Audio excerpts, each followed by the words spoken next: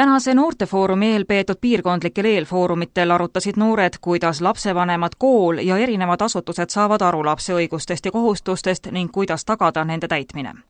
Noored leiavad, et Eestis tuleks luua laste õiguste kaitseks laste ombudsmani ametikoht. Lastekaitse Liidu noortekogu esimees Ann Kulasalu. Keegi, kes mõtleks rohkem laste ja noorte peale, kui tehakse neid otsuseid, mis puudutavad lapsi ja noori, sest et praegusel hetkel istuvad Riigikogu inimesed kokku ja mõtlevad oma peas selle asja välja, et kuidas võiks see hästi olla, aga keegi või küsi noorte käest ja laste käest ise, et kuidas see võiks olla. On mingi konkreetne asi ka, kuidas miski asi võiks olla? Kooliteemad on sellised, mis otsustatakse noorte ja laste eest ise ära. Ei lasta neil nagu oma arvamust öelda ja oma mõtteid avaldada.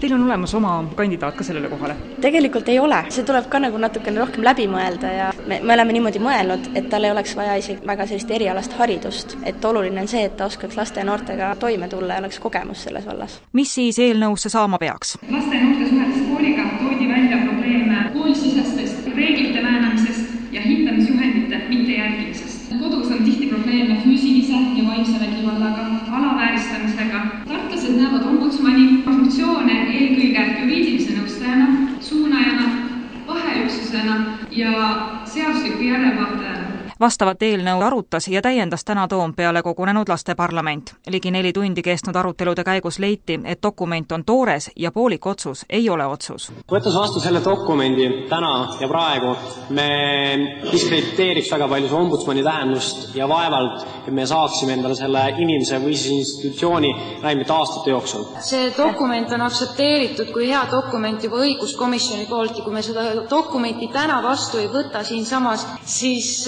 homme on juba mõttetu paber ja sellega ei ole enam mitte midagi teha. Kes oleks siis pidanud sinna dokumenti sisse panema eelfoorumitel tehtud ettepanekud, need ei ole täiesti välja jäetud. See tähendab seda, milleks oli üldse eelfoorumit siis vaja. Hääletusele pandi, kas võtta dokument sellisel kujul vastu või mitte.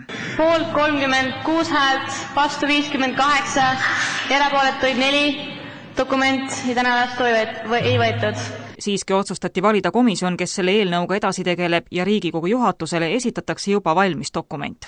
Noortefoorumil tehti täna teatavaks ka kõige lapsesõbralikuma ühiskonnategelase tiitli saaja. 2009 kõige lapsesõbralikum on Märt Teier.